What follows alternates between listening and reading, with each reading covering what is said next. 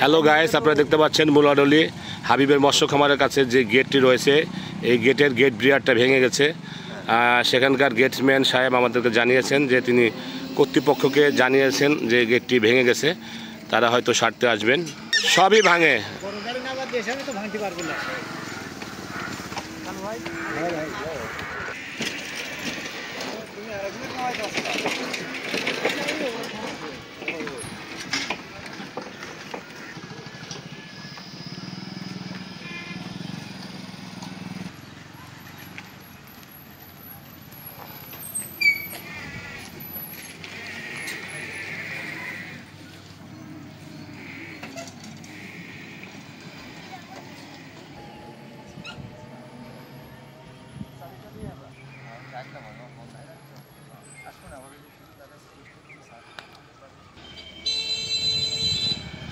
আপনারা দেখতে পাচ্ছেন গেটের ওই পাইপটি ভেঙে পড়ে আছে।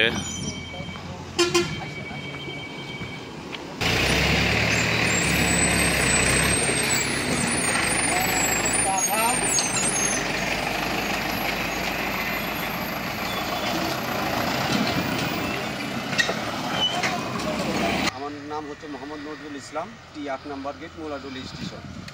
এটা ভেঙে গেছে গতকাল। এটা কর্তৃপক্ষকে জানাইছি আগামীকাল আসার কথা।